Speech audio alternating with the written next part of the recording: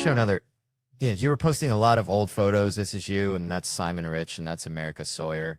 And the three of you wrote together, and dear friends, yes, we wrote about 3 sketches together every week for 3 years. We were the closest of friends, and we would all sit, the 3 of us would sit in a room writing filthy sketches all night long. And you would kind of check in and be like, what are you guys doing? Yeah. And you did a piece of it and be like, no, I don't like it. And so we were doing a Thanksgiving scene, and we thought, let's take a picture and we'll make a Thanksgiving card for Seth and we'll give it to him. So that was the photo we took, and we made a card, and it had this on the front. It said, Happy Thanksgiving, Seth. And then when you open it, it said, we each other, then we signed it, and it was nice. It was nice. Yeah. Another SNL sketcher in is a writer we both love wrote. This is drag drama. Thrill of a lifetime. Yes. James Anderson. How would you describe James Anderson? So for those who aren't lucky enough to know him, don't be distracted by this photo. But James Anderson is the writer who wrote this sketch, Drag Brunch, and is the funniest person in the world, and that any of us have ever worked with yet. Absolutely. Consistently funny week after week. And he's been working at SNL since, I think, 2 yes, and would come into the rewrite room not knowing what anyone was pitching on and pitch a joke that would work worth in anything. He would walk in and say, like, why doesn't she just go, I want a Prepsy?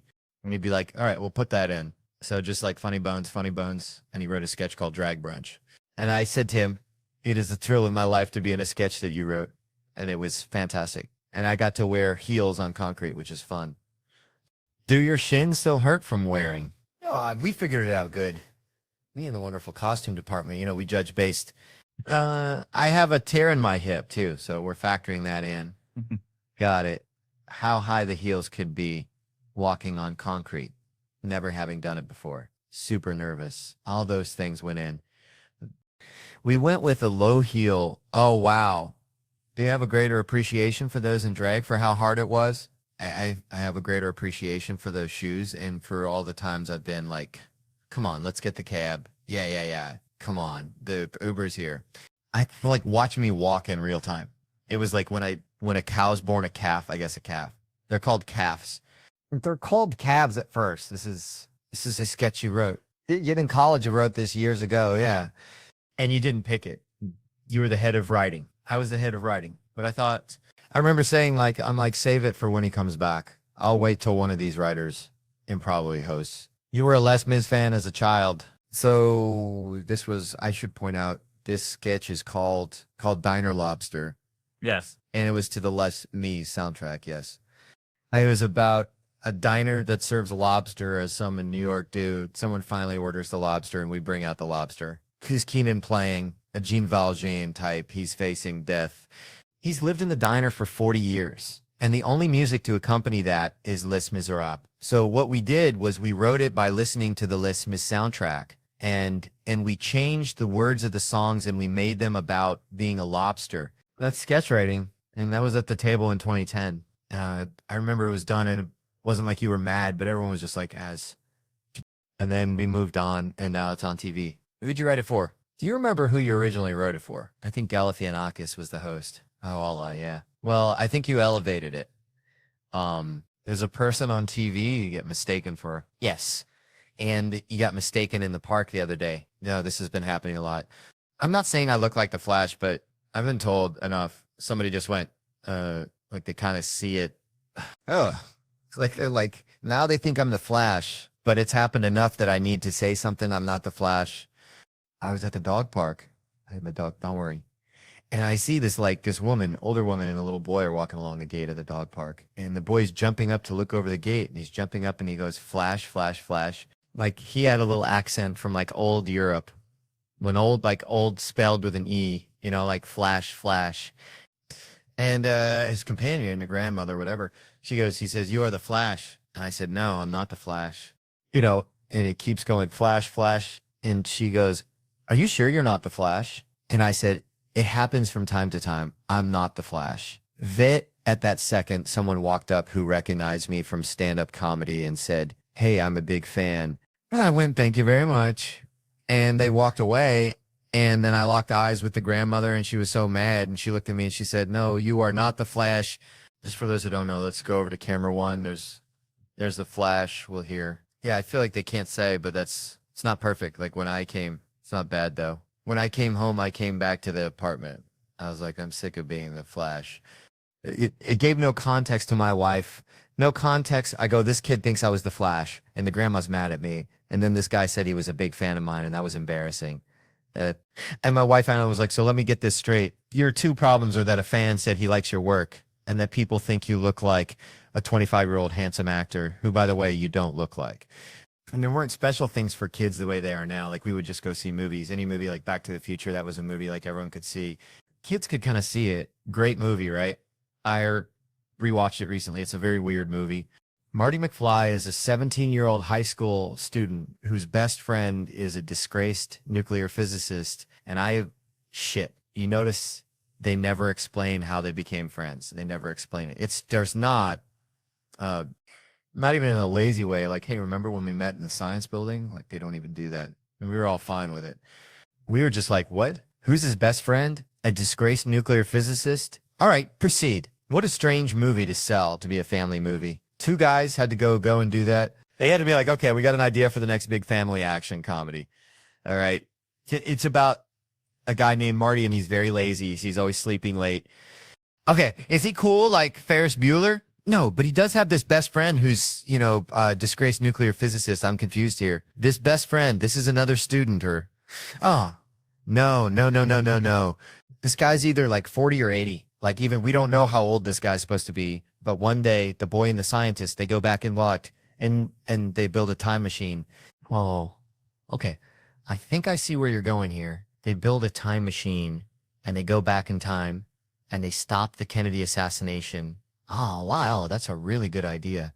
We didn't even think of that. All right. Well, what do they do with the time machine? Well, now I'm embarrassed to say. All right. All right. All right. We thought it would be funny, if he went back in time and, he tried to fuck his mom. I don't know. We thought that'd be fun but no, good point. No, he doesn't get to,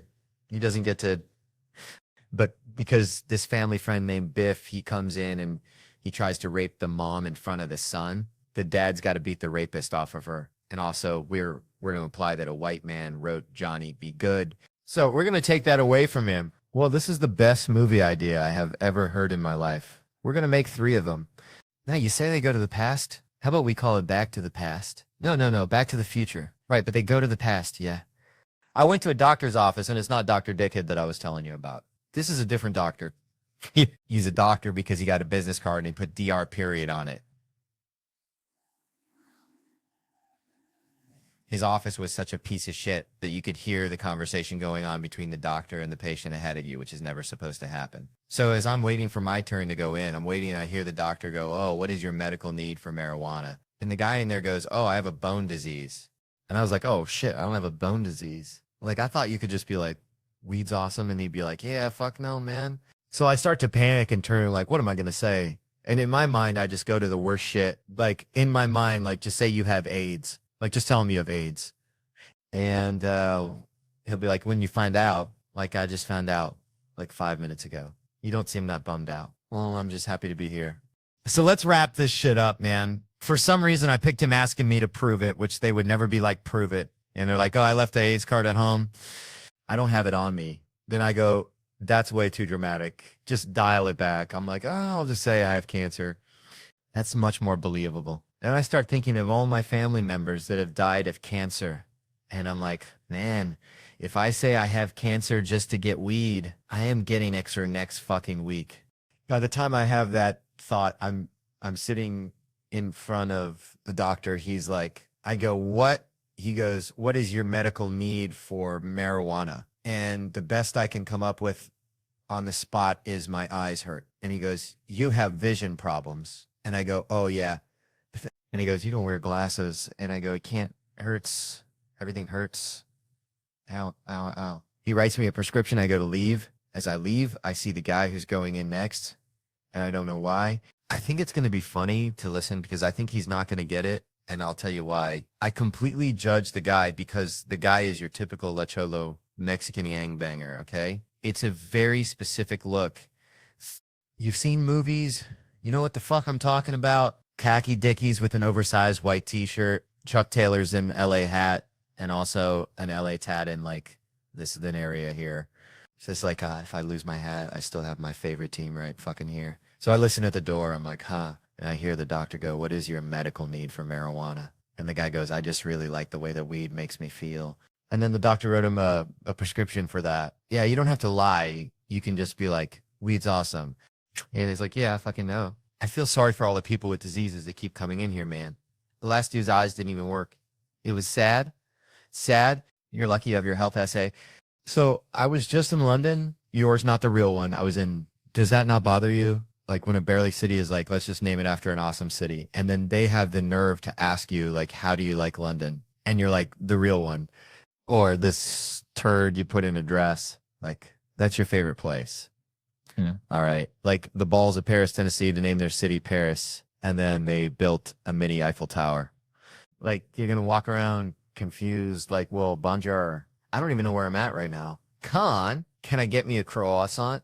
10 to, come on, that's 8, it's 8, that's 8, it's 8, that's 8, it's 8, that's 8, it's 8, that's 8, it's 8. I go, so how does this work? Because he shows me this beautiful penis, you know? I go, this is fantastic. I want this in my life. And he goes, well, we'll shave you down. We have this thing and it has like extra skin so that it sits flush on you and it's glued to you. But on the backside, there's a little hole. I mean, a little hole because and that's where you put yourself. And I go, I don't know if I'll fit in that. And he goes, you'll fit. And he was right. I fit. No problem. Yeah. He just sized you up. Yeah. Sized me up. He just knew it. He knew. Did you get to hang on to the penis? Or is it, they even gave me a backup. They go, we made 2, we gave back. You know what my grandma always said? You can never have too many penis. History of... Well, the show is called Bad Thoughts. It premieres May 13th on Netflix. Tom Segura, everybody, thank you, Tom. We'll be back with Guillermo. Do you know how many subscribers we have on YouTube now? 20 million, that's right, yeah. That's why we're wearing these glasses. Thanks for being a subscriber. If you're not, help us get to 20 million in one porn. Ton the Candy, come on, that's 8.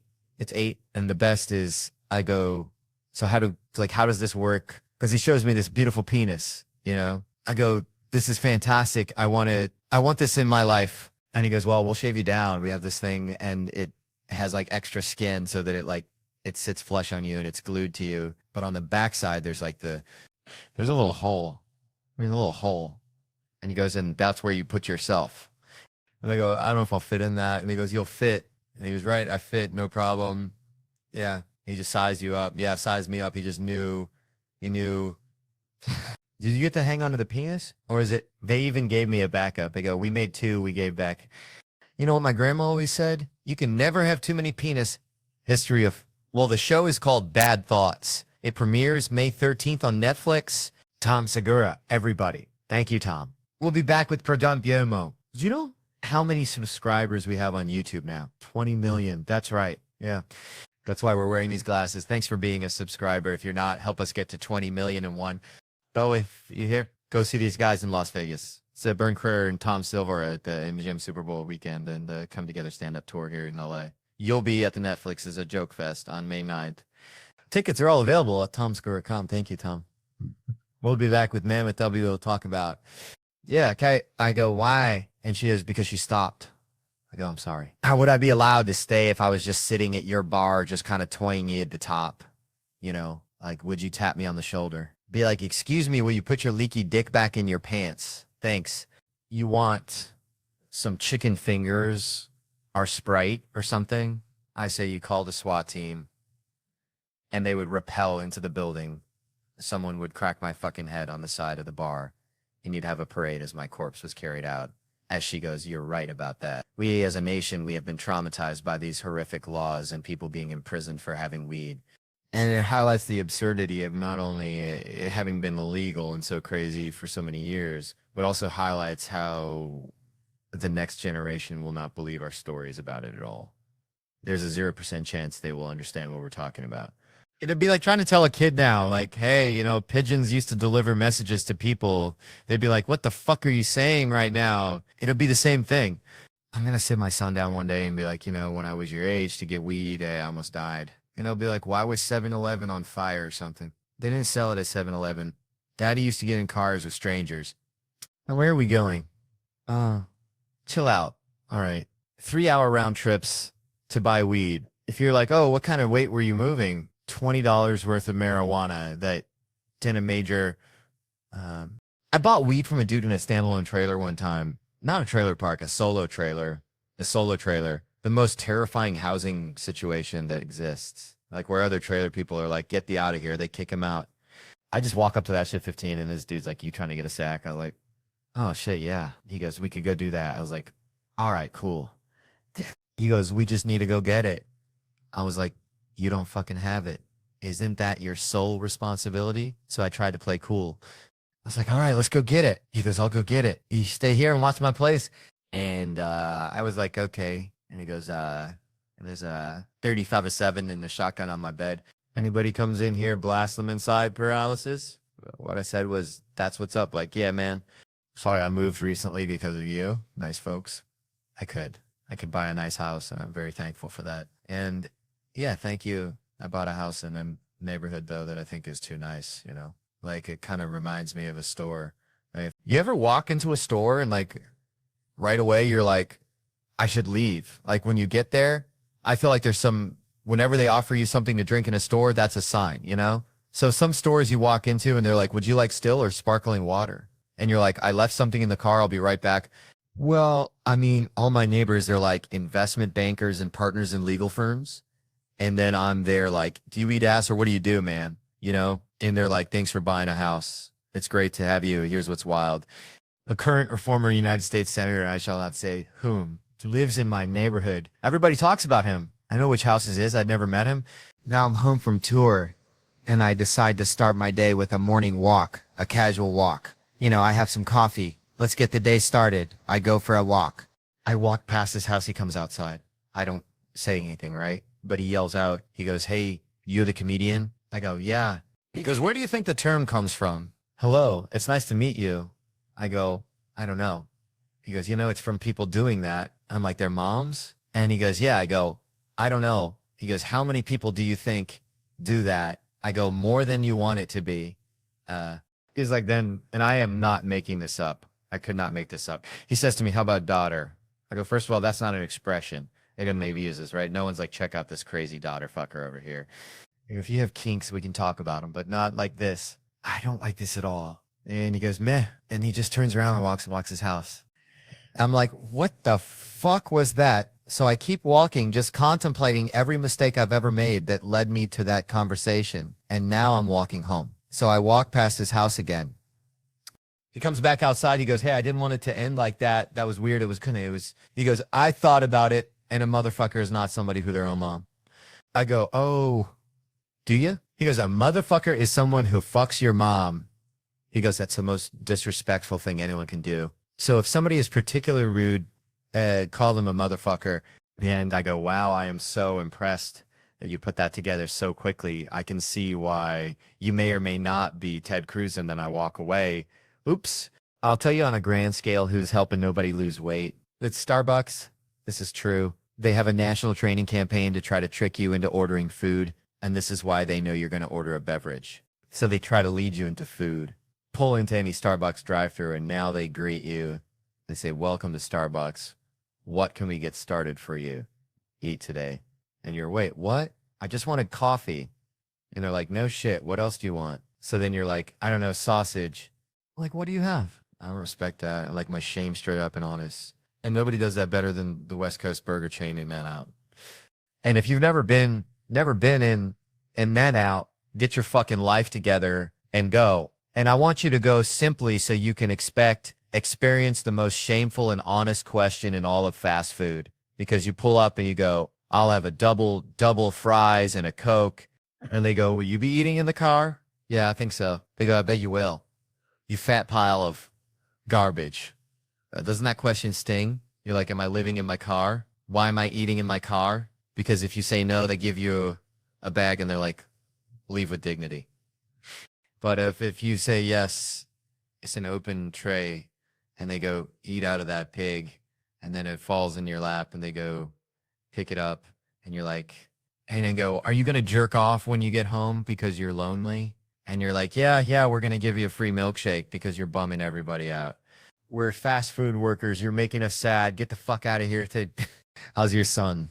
amazing, super cute, the most adorable. He's not like Asian baby cute, but he's like right below that. And what they were the cutest. I think they're cuter than bunnies and puppies combined. Personally, I would throw away 20 white babies to have an Asian baby if it was. But before we started, I was not a very good host because I was talking about how it may be a life I lead. Your sadness was hilarious. You told me about your empty house. It's true. And how you sit in your sadness.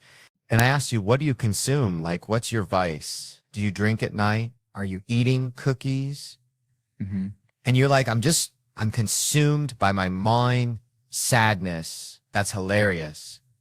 Well, good. I'm glad I could bring you up with my down. Oh, like you telling me how sad you are has been the best part of my week. And looked at my driver's license as we were having this meeting, and it says, I'm 5'11". And he goes, bro, 5'11", come on. He shook his head. Then he stood up next to me, and I was like, I am. I tower over you. Come on, that's ridiculous. I tower over you. You can eat peanuts off my head easily. How tall are you? Tom, 5'11". Made a joke, and he said, let's build a wall around Louisiana, right? And that made some people very unhappy. People would be like, no, you crossed the line with that joke about building a wall. I'm like, do you understand the time we're living in here? Like, do you understand the context? Like, our current administration wants to build a wall to keep people out from, like, quote, shithole countries. I'm just saying, let's put a wall around a shithole state. You know, it's like I fly every week. I never buy a first class ticket. I buy coach tickets. I buy them so much I get bumped up to first class. I am telling you. The moment I get bumped up to first class, I get washed over with this feeling. I'm like, oh, look at these disgusting poor pieces of trash. Yeah. I'm so much better than everybody. Like, don't stand next to me, dude. You're gross. I dare you to come try to use the first class bathroom from Coach when I'm up there, because I will put my hand on your chest and I'll send you back. I'll be like, no, there's a pig trough in the back for you guys. Go have fun with that. Go to your momhousepodcast.com. Just hundreds of episodes. Me and my wife's very juvenile. Lots of farts, but, you know, yeah, that's one thing that makes me happy. You like farts? I do like that. Hold on, I feel better. I got nothing. Just knowing that something was coming. Just good. Just the answer. I love you. You did have a section where I had to decide. Somebody speaks and I have to guess if it's a black man talking or me or you, Tom, or black you. Really? Yeah. Yeah, go ahead and do it. Can we hear like that? And I had to guess. Yeah, hey, yo. Like, that wasn't as good. Let me hear yours. Hey, yeah. Dude, what is that? Hold on. What are you talking about? What are you saying? He's at the University of Miami. You didn't meet him. It's a black guy. I'm half Peruvian. So we've been teaching him Spanish because it's part of his heritage. And I speak Spanish. And, you know, there's also utility in knowing Spanish. So many people speak it, of course. Yeah. And then my wife's Hungarian, which is fine. And she goes, I want him to speak Hungarian. I'm like, why? So he can be an arms dealer or something. Now you're saying that you want a black, aggressive fit talker in tennis. Yeah, that would be the best. That's an ace, man. Like, that ain't no double follow-up. Fuck you. Like that ain't no double follow-up. Sir, can you please watch your language? Please eat my dick. Okay, I'm going to have to ask you to get over to the bitch. You were talking about the baby on the Netflix show. How old is the baby? 7 months old. How's that going? It's good. I mean, it's very good. He's very cute. He's not like Asian cute, but he's really cute for a white kid. Don't you think? They're the best Asian babies. They're so cute. Biracial babies, to me, it's beautiful. Yeah. Mix it up. Really? Yeah, absolutely. I like them purebred. I was a freshman in college and I overdosed on GHB and like I took ecstasy and I drank. It's the date rate drug, but I gave it to myself. That's GHB. That's what GHB is. GHB is, yeah, you didn't really know what you were taking though. Yeah. Right? Doctors ultimately found some stuff in your system that yeah, I mean, I knew what I was taking because I had taken it before because it's fun to get high, but I didn't realize that I shouldn't take 100 hits at once, like that kind of thing. Have you heard from people who in some way relate to your story and they're like, drugs are fun, you're right, no. You host a podcast with your wife? That sounds like a fake. Why you say about my wife, man? Ow. Apologize. Apologize to his wife. I apologize to your wife. I'm sorry, Senora Segura. Apologize. We don't apologize. You don't have that out of your system yet, bro. What's up with those shoes? You tell me. What color are they? What color? Yes, black. Come on, you've been listening. You've been listening. No, we've been having a debate all morning because Ariana's wearing the same shoes about whether they're navy blue or black. Look at them next to your black pants. They're black. Your socks are blue. Yes. We're not, but it's not about the shoes. Black. All right. Well, that's it. Tom Segura has settled it. I have a podcast too. Do you know what a podcast is? Yes. Well, why'd you take it like that? Because some people don't even know. I know. Some people don't know blue from black. A podcast is, I just realized recently that I definitely need a hobby because I don't actually do anything. Like I do this sometimes and that's it. You know, the same goes for all comedians. We're either doing shows or in hotel rooms, and that's a lot of time to kill. And the truth is you can only watch so much porn before you're like, all right, I'm going to watch some more, but right now it hurts. I got to find something else to do. Like, I can't describe how bad bombing feels to somebody. Imagine if a girl said, you got weak dick. And then, like, as she said it, another girl walked by and was like, it does. What the fuck? This is like a never-ending line. Nah. And then a whole bunch of them were standing around, be like, you're chatting in unison. And they're like, weak dick, weak dick, weak dick. I go do one of these horrible fucking morning shows, 7 o'clock in the morning. You know, the moms taking care of their babies are not like, I'm going to go see this. It's like, it's not the right place to publicize stand-up. Which is why you did that doing the character called DJ Dadmouth. Comedian Tom Segura, a.k.a. DJ Dadmouth.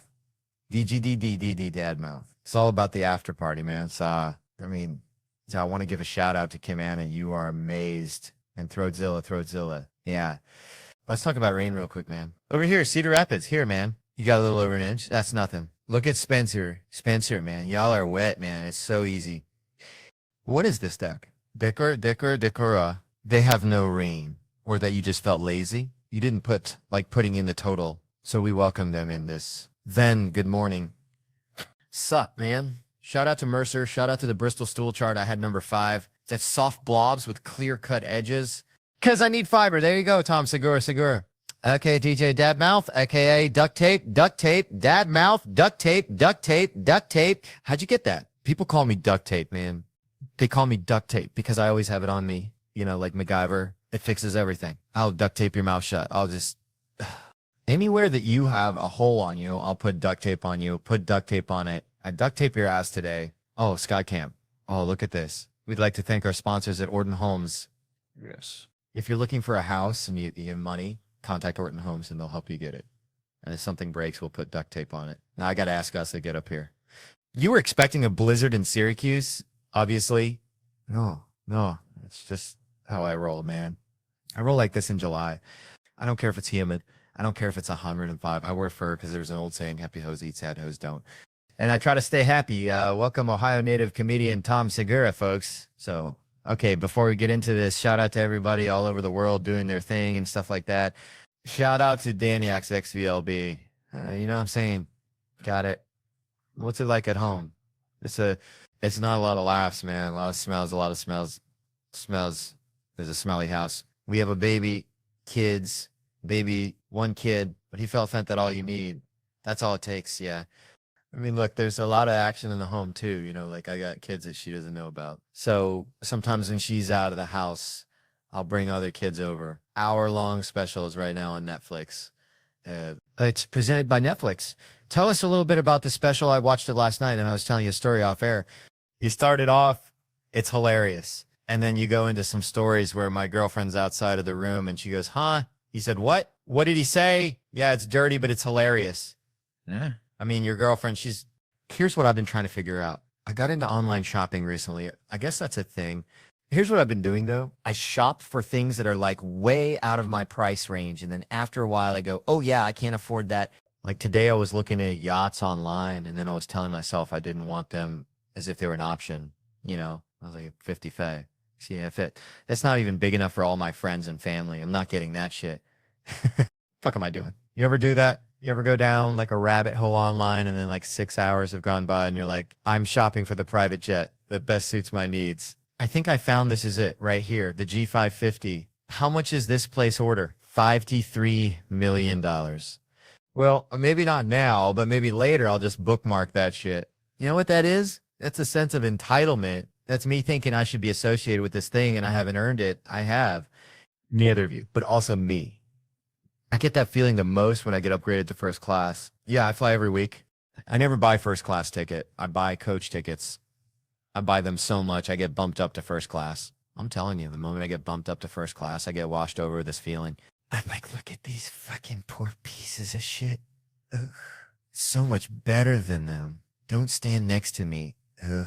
Dude, I dare you to try to come up from coach and use the first class bathroom. When I'm there, I'll put my hand on your chest, okay? There's a pig trough in the back. That's for you guys, for the big ballers up front. Some people buy first class tickets.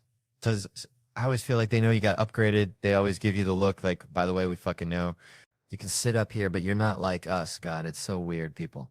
People ask me like, I get asked fucking travel advice from strangers. Can we just break down crazy that is? Like people come up to me and they're like, hey, you travel a lot, right? And I'm like, yeah, where should I go? I don't fucking know you, man. You ask travel advice to people who know you intimately. They know you well. They can guide you based on what they know about you. I mean, so you don't ask strangers dining advice, right? Because you're like, hey, man, where should I eat tonight? I know I've never met you before in my life, but do you think you could give me a recommendation? Yeah, you should try this dim sum place. But then that person might go, oh, I hate the Asian world. And you're like, oh, shit, I didn't know that about you. Yeah, I killed like 4 of them. What are you, like a serial killer or something? Yeah. Now you're in an awkward conversation with a serial killer, Sam. I met Kevin on the set of the movie Death at a Funeral. Yes, sir. Death at a funeral. Met Kevin. I had seen him. You had a special on Showtime, and it was a bunch of young comedians, and Kevin and I think we had like a lunch break or something. And Kevin came up to me and asked for advice, and I'd seen him, and I don't know, I gave him some advice. And it's weird, he's the only guy. Kevin Hart and Aziz Ansari, only guys that ever listened to me. And he literally did exactly what the fuck I told him. I looked at him, I said, yo, man, you're really funny, but your problem is you're competing with these other comedians. They are not your peers. You're better than all of them. But you need to get out of their circle and develop your own voice. That's what I told him, right? True story. I swear to God, within 800 days, Kevin Hart was a bigger star than me. Within 800 days, he was taking parts from me. He's in a movie with The Rock. My last name's Rock. How the fuck you get the fucking part? From now on, when I see young comedians, they ask me for advice, I just say, shut the fuck up. I actually want to tell a true story about the first day that I met Kevin Hart because I think it's very telling about his personality. I'm a rapper, and I was booked to perform in Las Vegas at one of those super trashy daytime generic Las Vegas pool parties. That's where Kevin Hart decided to have his actual bachelor party. I think he just likes being around those lowest common denominator type of people that love all his movies and stuff. I think he just likes that vibe. I don't know why he was there anyways. I hadn't even met him yet. I was on stage rapping, you know, really in the zone. I heard the crowd roar. All of a sudden, I assumed it must have been because I had done something cool, but I turned right and no, it was actually because Kevin Hart jumped on stage, microphone in hand, and actually performed Perfect Me for the entire duration of the rest of the show. Which, look, I grew up in Philadelphia idolizing this man. So it was a total dream come true to have this guy materialize out of thin air and meet him right there on the stage. Very cool moment in my life. As years went by, I took a step back and really analyzed what actually occurred that day. The audacity of a man, having never met the performer, to just assume that everyone wants him to just jump on stage and interact. It's totally ridiculous way to carry yourself and live life. I don't know how he does these things or gets away with it, but he does, and it's incredible. So I wish I could be a rapper or some shit. I really do. You know why I can't be a rapper though, man? Because my voice ain't deep enough. To be a rapper, need a deep voice. That's the only way people are going to want to listen to you on a regular basis. I don't think nobody will buy my album because my voice is too small. Yeah, bitch, I'm a killer. I shoot you in your face. Everybody gonna die. Everybody gonna die tonight. Did he just say Pachero? A Pacheron. I'm not buying that shit. If you sure shit just keeps you from being tough. You want to know what's really keeping me from being tough? Look at this. This is really holding me back. Look at this here. Look at this. Look at this. This is yodeling me up, man. Because ain't nothing tough about this. It don't matter what you say. Ain't nobody going to take you serious if you swing your feet. It don't matter. Tell you, see, I will kill everybody in this tonight. Tell you what you all. You all think it's a game. No, I'm sick of it. I'm sick of the way people treat me around there. Would you talk to a guy who swung his feet if you had a club and I try to talk to you? Come here, baby. Let me holler at you for a second. You, girl. You know damn well who I'm talking to. Wait a second. Let me climb down and get my feet together. Wait a minute now. Rappers make me laugh, though. I swear. Rappers are funny, man. I see rappers freestyle like when they be battling each other. So you ever notice the more angry a rapper get, the higher his hands get? You ever notice that they start off so kind, like this is rappers when they freestyle. You like the dude. This the dude when you be listening to the other guy. You ready? No, I got him. I got him, baby. Wait, this is really how they be. Look, real talk. Hey, look though. Hey, look though. Hey, is that a rapper? I'm really trying to be a rapper right now. Like this. This is a real angry rapper. Real talk. I kill niggas. I slay that. Don't love it. You want to beat me to get it? I get it back now. The dude be so confused. Oh, this nigga's crazy. He be trying to follow his hands. This thing is crazy. He's about to kill me. He's going to cut me or something. I can't be that guy, man. There's so much stuff that I wanted to do that I'm realizing now that I can't do. Like, I wanted to be a singer. I wanted to be an R&B singer for a long time, but I can't sing. But I can dance my ass off if anybody in here is trying to be a singer. I'm about to tell you what you need to know to make it all right. There's some more classified stuff. All you know how to do is open your hands, close them, and point. That's it. I know it sounds crazy, actually, all like what? But I'm telling you, it look good. Watch this. I'm not going to say nothing, but tell me this. Don't like I'm about to say some stuff.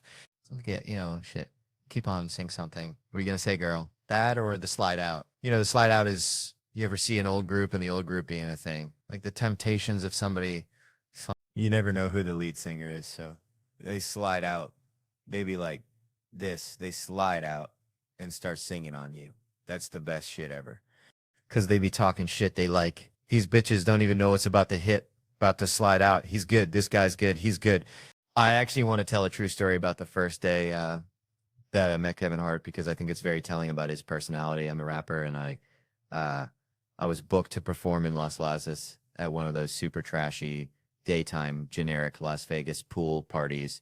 That's where Kevin Hart decided to have his actual bachelor party. I think he just likes being around those lowest common denominator type of people that love all his movies and stuff. I think he just likes that vibe. I don't know why he was there anyways. I hadn't even met him yet. I was on stage rapping, really in the zone. I heard the crowd roar. All of a sudden, I assumed it must have been because I had done something cool, but I turned right and no, it was actually because Kevin Hart jumped on stage, microphone in hand, and actually performed Perfect Me for the entire duration of the rest of the show. Which, look, I grew up in Philadelphia idolizing this man. So it was a total dream come true to have this guy materialize out of thin air and meet him right there on the stage. Very cool moment in my life. As years went by, I took a step back and really analyzed what actually occurred that day. The audacity of a man, having never met the performer, to just assume that everyone wants him to just jump on stage and interact. It's totally ridiculous way to carry yourself and live life. I don't know how he does these things or gets away with it, but he does, and it's incredible. So I wish I could be a rapper or some shit. I really do. You know why I can't be a rapper though, man? Because my voice ain't deep enough. To be a rapper, need a deep voice. That's the only way people are going to want to listen to you on a regular basis. I don't think nobody will buy my album because my voice is too small. Yeah, bitch, I'm a killer. I shoot you in your face. Everybody gonna die. Everybody gonna die tonight. Did he just say Pachero? A Pacheron. I'm not buying that shit. If you sure shit just keeps you from being tough. You want to know what's really keeping me from being tough? Look at this. This is really holding me back. Look at this here. Look at this. Look at this. This is you gotta lay me up, man. Because ain't nothing tough about this. It don't matter what you say. Ain't nobody going to take you serious if you swing your feet. It don't matter. Tell you, see, I will kill everybody in this tonight playing with y'all. Y'all think it's a game. No, I'm sick of it. I'm sick of the way people treat me around there. Would you talk to a guy who swung his feet if you had a club and I try to talk to you? Come here, baby. Let me holler at you for a second. You, girl. You know damn well who I'm talking to. Wait a second. Let me climb down and get my feet together. Wait a minute now. Rappers make me laugh, though. I swear. Rappers are funny, man. I see rappers freestyle like when they be battling each other. So you ever notice the more angry a rapper get, the higher his hands get? You ever notice that they start off so kind, like this is rappers when they freestyle? You like the dude. This the dude when you be listening to the other guy. You ready? No, I got him. I got him, baby. Wait, this is really how they be. Look, real talk. Hey, look, though. Hey, look, though. Hey, is that a rapper? I'm really trying to be a rapper right now. Like this is a real angry rapper. Real talk. I kill niggas. I slay that. Don't love it. You want to beat me to get it? I get it back now. The dude be so confused. Oh, this nigga's crazy. He be trying to follow his hands. This thing is crazy. He's about to kill me. He's gonna cut me or something. I can't be that guy, man. There's so much stuff that I wanted to do that I'm realizing now that I can't do. Like, I wanted to be a singer. I wanted to be an R&B singer for a long time, but I can't sing. But I can dance my ass off if anybody in here is trying to be a singer. I'm about to tell you what you need to know to make it all right. There's some more classified stuff. All you know how to do is open your hands, close them, and point. That's it. I know it sounds crazy, actually, all like what? But I'm telling you, it look good. Watch this. I'm not going to say nothing, but tell me this. Don't like I'm about to say some stuff.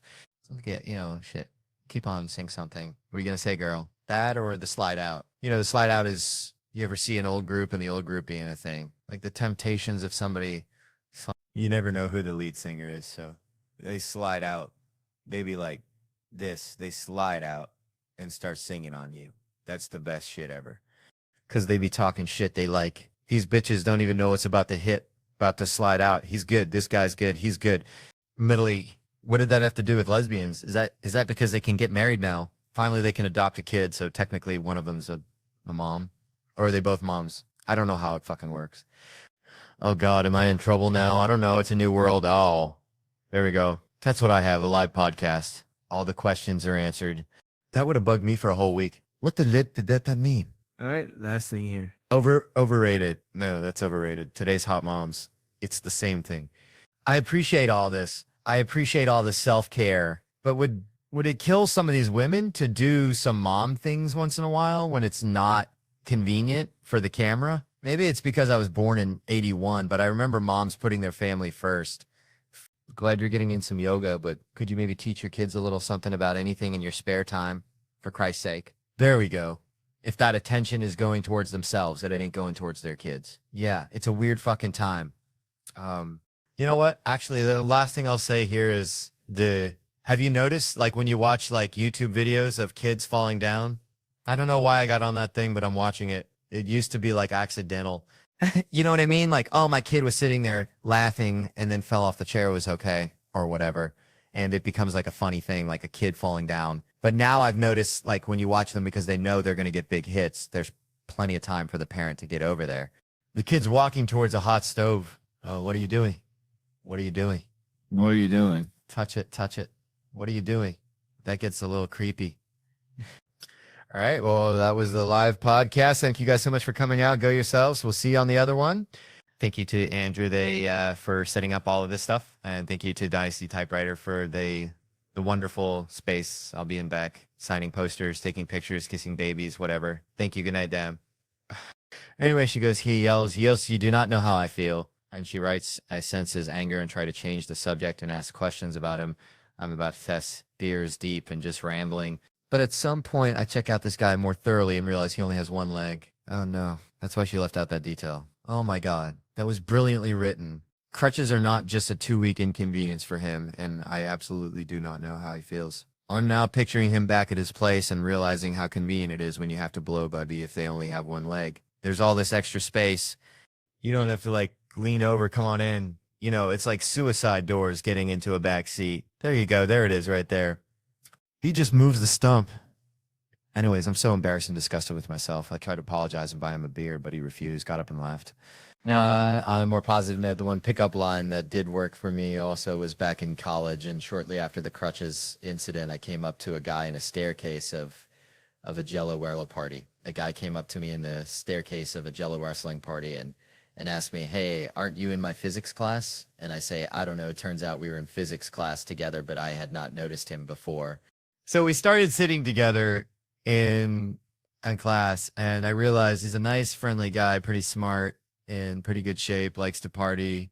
I was waiting for her to go, and he has his legs. He invited me out to a party the following weekend, which soon became one of my most embarrassing date experiences. Jesus fucking Christ. I show up with some of my lady friends, and at some point, one of my lady friends disappears with one of his guy friends. We eventually figured out that they were hooking up the back seat of a car out in the driveway. I decided to be a funny girl and smush my face up to the window to give him a little scare. All right. I don't know how I feel about this person. I start to like them, then I'm like, what the fuck? And then I'm back into this nuts. Except I had a few too many beers and I hit the glass a little too hard and my front teeth smashed all right, I absolutely love this person now. I love this person. I chipped off my front tooth. We all had a good laugh, looking like Jim Carrey in Dumb and Dumber. We had a good laugh as he helped me look for my tooth in the dirt. I was pretty mortified. Turns out he's into boozy girls who will risk a Pennsyltucky yuck mouth. What? Pennsyltucky yuck mouth. Is that half Pennsyltucky yuck mouth? Is that half Pennsylvania, half cocky? Is that a meth reference of a smile? Just for a laugh. I have since gotten my tooth, and we've been laying off the booze. Great. And my Jello Wrestling Physics partner is now my husband. And we are coming to see you June 24th in Newark, New Jersey. Can't wait. All right. Well, you know what? I think that's a real positive way to end this podcast. I had a fucking great time. I hope you guys did too. Yes. One more time for the truth and Andrew Thiles and Andrew the Less and Mike Bernalino. And that's it. Thank you so much. Good night. Good afternoon, Sam. I saw this story down in Orange County, right down in Orange County, California. This guy gave helicopter tours for 30 years without incident. Hands the business off to his son, the American dream. I built it up for 30 years. There you go, son. Make the family and the family name proud. All right, Dad.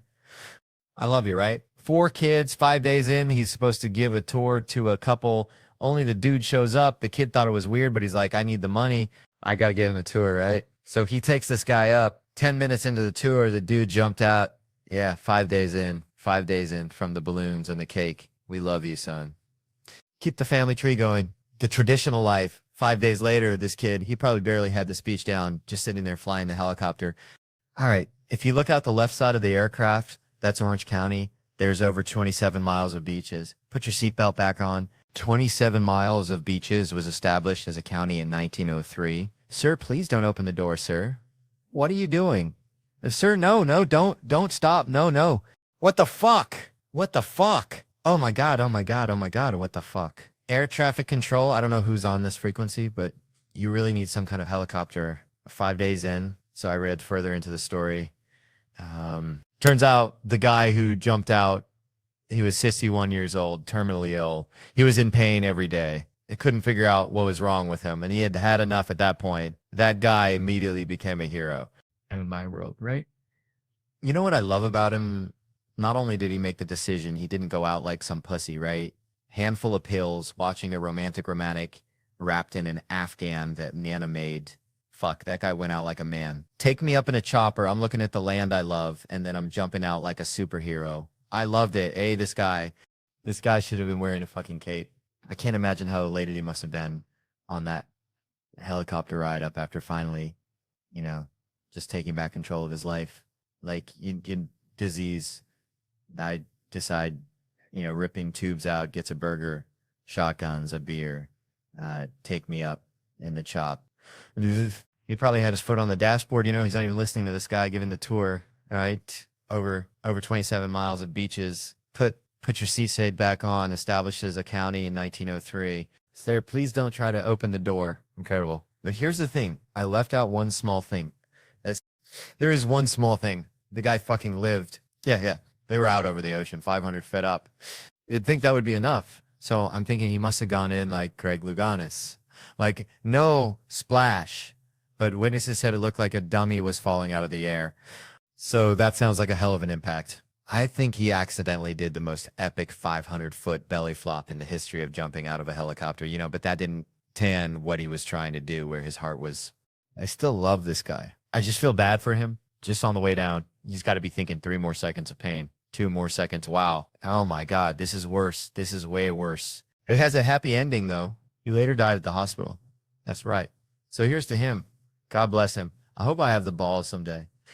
All right. Thank you. Thank you very much. How are you? Please be seated. Good evening. Thank you. Welcome. Welcome to this lovely theater here in downtown Montreal. It's unbelievable. Can't understand you. Female voice does not travel well. I don't know what it is up close or in a whisper. It can make your dick hard. Beyond 10 foot, it just sounds like a couple birds fly, fighting over a French fry or something, There you go. That's how we start. Somebody's coming out of the gate. I'm sick of Obama's wife. Yeah, this isn't some Democrat, Republican shit. This is just in general. Just running her yap. It's just like, shut up. you weren't elected, your husband isn't running a lemonade stand, he's running the country. No, generally speaking, first ladies, they've been out of line for a good 25, 30 years. They think for some reason that their husband has the job that now they should be chiming in like they know some shit. Dude, if you had a leak at your house and you called the plumber and the plumber comes in and he starts fixing it, what would you do if 5 seconds later his wife, who isn't a plumber, comes walking in? Well, I think we should route it over here. It's like, shut up. Just because you're fucking the plumber doesn't mean you understand plumbing. Okay? No, this is all like my fears because they're trying to tell us down south here. They're starting to like gear up for Hillary Clinton to be running for president, saying like, I think that would be a good thing. Yeah. People clapping. What is that based on? Based on what? I don't get how she became a senator. That's shocking to you. She went from never holding political office to immediately being a senator. Why? Because she was fucking the president. Should Tom Brady's wife be the next quarterback of the Rams? Does he have some sort of magical powers? Like, you suck at sports. I bet I couldn't throw it all, and then he fucked me, and I just picked up this ball. I was just lacing it in there. It was incredible, dude. It all started with Nancy Reagan. That's where it first went off the rails.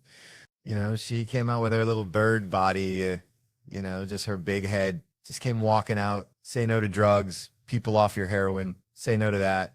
She just walked back. Hillary had her stupid healthcare plan. Obama's wife's running her yap on 60 Minutes. I got to give it up to the Bushes. They had their women in line. They did. Barbara never said shit. She smiled every once in a while. She threw something in there. George W.'s wife. I don't even know her name. This dude was in office for 8 years. I don't even know her fucking name. What's it like? Beth or Paige or something like that? He had her on lockdown. Going out there tonight. I'm giving a speech. And when I say something and they laugh, you're going to nod, you're going to smile, and you're going to toad that head. Is this how it's going to be? Really? Do you think like me saying this is somehow going to affect? She's still going to win? Listen, let me ask you this question. Do you think that a woman being president is going to affect anything? Do you? Oh, do you? What are they going to do? What are they going to do? What the fuck is she going to do? Do you know what the president makes? The president makes $400,000 a year. That's it. He's supposed to keep bankers in line that get like $100 million bonuses. I'll tell you, if you really want, nothing's going to change, okay? Black, white, dick, or clam. It doesn't make a bit of difference. Nothing is going to change until somebody's got the balls to start a group, go over the wall of one of these gated communities, and you start slitting some throats. Not just random throats, the right throats. You got to climb up a tree, be up there with your scope, knowing that in 11 fucking minutes your life is going to end, right? And take out many of those people as you can. Yeah. Other than that, it's just going to be a pair of tits saying the same shit to you. I'm staying in a hotel, everybody. I like staying in hotels. They make me feel comfortable. I feel safe in a hotel. You got the lobby. There's always somebody down there. In case an axe murderer comes in, that's the first person that's going to get killed. You can hear their screaming when you're up in your room. Gives you a chance to plan. Barricade the door, turn on the shower, hide in between the mattresses, right? Little misdirection back in the day. I used to stay in motels. I hated staying in motels. Could never feel safe. You were lying in a bed 2 feet from a door that just opened up out into a parking lot. Anybody in the world could just come walking up, kick the door open. You motherfucker. Just drag you out of the bed. And you're just lying in that bed. So not ready to have a fight to the death. Sitting there half naked like nodded. Meanwhile, there's some guy on the other side of the door with a chainsaw. Like you're lying there like it's kind of early to be trimming the hedges, but when that dude comes through that door, you lie to yourself as a man that if something like that happened, dude, I just jump up, grab a lamp, let's fucking do it. You know what the reality is? Most people, the best you could do is maybe make a weird noise. Just be like, oh, that would be it. That would be it. That dude just come in. The last thing you'd see is just ceiling. Carpet, ceiling, carpet, ceiling, carpet, ceiling, carpet, ceiling, carpet, ceiling, carpet. Looking upside down back at your own body, right? I will say this. What I enjoy about this theater is nobody has told me it's haunted. Anytime you go into a theater, they always give you the history. It was built 1948. It was a tribute to Rocket Richard. Everybody chipped in. Blah, blah, blah, blah, blah, blah, blah. And we have a ghost. His name is Michael. I immediately lose all respect for anybody over the age of 8 that's still believes in ghosts. It's like, really? You still believe in specters and goblins? What is the end game of being a ghost? I don't get it. You can go anywhere you want to go in the world. You're just going to stay in a basement for the rest of your life, just waiting for once every 6 months somebody comes down to check the boiler, and you get to be like, why would you go somewhere due to come? I'd fly right to Washington, D.C., fly right into the CIA building, just start sitting in on meetings like, these guys are out of their fucking minds. Fly to the Super Bowl, go right into the huddle. I always wanted what they talked about. Not going to spend the rest of my life in an attic trying to scare some accountant into solving my murder. In that while I was so fucking hot, I could feel my heartbeat in my ears. So at some point, it just got so hot, and she wasn't leaving, and she was like a pro. So I finally just got up, and I just sort of had my towel cover myself and go, I'm sorry. I think I left my key over. And she goes, oh, I did not see it. The blah, blah. And I go, all right. So then I went back and I sat down. That's what I did. That's right. I sat down. And then she got up, and I was like, still, I go like, it's got to be underneath her or something. So I waited for her to leave. I toughed it out. And then I walk over there, and I'm feeling around on the fucking seats and shit. And it's just not there. And they have the slats. And I'm like, it probably fell down in between it. I'm going to have to walk out with just my towel and robe on, go back to the front desk, pay the fee and all of this shit. So now I walk out of the sauna. I'm fucking almost passing out. And to my left in my peripheral, I see that woman again, naked at the top of the ladder to go into the ice bath. I'm like, Jesus Christ, I got to get out of here, right? And as I'm walking away, I hear her yelling over to somebody, and I'm like, I know if he's not talking to me. And then she just goes, then she switches to English. And she goes, did you find your key? And I kind of half turned but didn't look at her. And I go, no, I didn't. And then she goes, is this it? And I realized that's where I left it. When I scampered up the ladder to go there, I left it at the top. I go, oh, yeah, it is. And then she stays at the top of the ladder and just, kind of hands it. And I walk over, and literally her vagina is above me. And I kind of reach up, like looking but not looking. I just go, Duncan Shane. And it was so fucked up.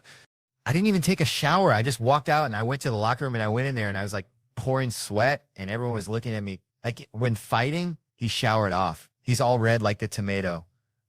Anyways. And then I put my shit back on, and there you go. That's my German sauna story. But I do have to tell you this though. If you're completely naked in a sauna, it's even better. It is even better. It's fucking weird. But you only can do it in a place if everybody's naked. Then it isn't weird. It isn't weird.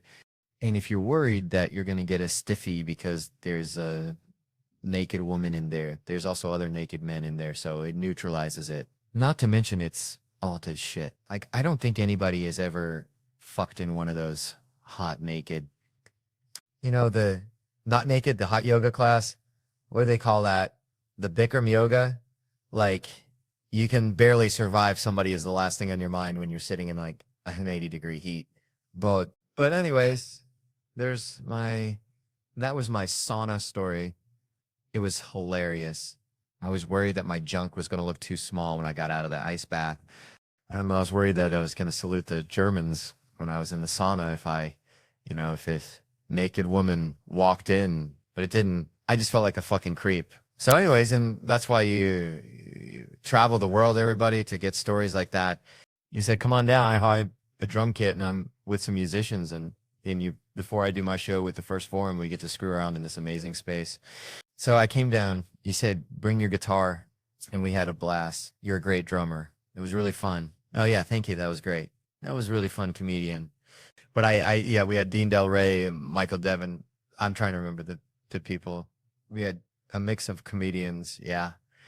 Failed musician comedians, and then like real deal guys. Like Michael plays with everybody, played in like White Snake and all that stuff before all this crap happened. He could play everything. Yeah, it was great. Yeah. So there's a clip. I wish if I could find it on one of my phones. We did Van Halen, Ain't Talking About Love. And there was some guy had like the Van Halen like tribute guitar, and he, was crushing the solo you read down. Would you play Van Morrison? It was such a great time. I think I played Van Morrison. Yeah. We ended up playing for like it felt like 3 hours. And I had such a good time. And then when I stood up, I had no energy left. And I was like, oh my God, did I just blow it? You got to do the Theo. I had to do the show. Unfortunately, the fear of screwing that up becomes like adrenaline. Yes. And I was able to go out there and yeah, I forget what that sounds like, even having like a crowd. So, right. We'll get back to it. Yeah, hopefully we'll get back to it. Yeah. All right. Let me make sure I get this right. Right. You can see Bill in theaters across the country this summer and fall on Bill Burr. The tour, for full tour dates, visit BillBurr.com, and The Mandalorian, of course. Available on Disney Plus. Massive conglomerate. No one here is getting that money. Bill Burr, that was great. Thank you. All right, you're about to do what is my dream tour? You're going to Europe to do stand-up in Europe, and you're also going in the winter. Are you one of those Americans that just automatically thinks they're smarter over there? Because you got to go, because everybody American knows, oh my God, the food and the people are so enlightened. You go over there, it's some idiot eating fish and chips, screaming about soccer or whatever. It's like, I know that guy. I've seen that guy, Yeah. Like, everybody's over there in like lab coats figuring stuff out. They're not. Everything's so much older and so much cultured. They still get on social media and trash each other. Are you going to any places? You've obviously toured a lot over there before. Are you going places you've never been? Yeah, this is like a thrash. I'm going through like Eastern Europe, like Estonia. I'm doing Prague, Bosnia. Poland is a big one I wanted to go to. And yeah, so you go in with an expectation. Do you think to yourself, oh, a Bosnian audience will like this part of my act? But you just go in and do exactly what you do. Like I'm right here because you go over there. The first time I did London, like I was just in my head the whole time. I'd have like a joke coming up about like, and it involved a squirrel. And then in my head, I'd be like, do they have squirrels over here? Did I see a squirrel? Is this going to bomb? And I would be like freaking out. And then I swear to God, you pull back and then they pull back and then it just becomes like this staring contest. So I just act like I'm here. I use references, I use slang, and I just go until it bombs. And then I make fun of it that they didn't get it.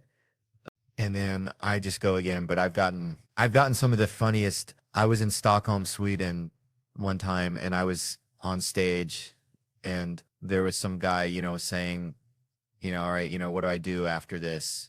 Where should I go? Blah, blah, blah, blah, blah, blah. And I just hear this guy in the crowd yells out, he goes, come to my house, they'll have a party. I was just like, yeah, I think I'm going to skip that one. I don't think I'm going to meet you anywhere, buddy. But they had a great sense of humor. And I remember when I did Stockholm, Sweden, I came out and I said, hey, it's great to be here in Switzerland. And they all laughed thinking I was joking. And I just played it off. I was like, oh, I missed that. So anyways, do you feel a bigger rush? Is there something, when you think about all the small rooms you played here and, where you're from, and when you go over to a whole nother country, do you have a rush of like, I can't believe I'm killing in a foreign country in a big crowd? Yeah, definitely. But I always have that thing, you have a job to do. These people paid for a sitter. They're coming out in that thing. And I'm always trying to get like better. But there's definitely, I'm starting to add some shows over there. And it's just like, it's YouTube, it's Netflix. Like your stuff can just go international. And, I definitely feel blessed that I can go to these places, make a little bit of money, and yeah, meet all these kids. Can you enjoy yourself the day of like, if obviously you're going city to city, so you don't have a lot of time. If you have a show at night in Og, can you go out and enjoy a day in Prague, or are you in your head about the fact you got a show? Probably not, because this is my first time there. The first time there is always just, you go there like, an animal sleeping on a futon and all that. Then you build a following. Then I can bring my wife.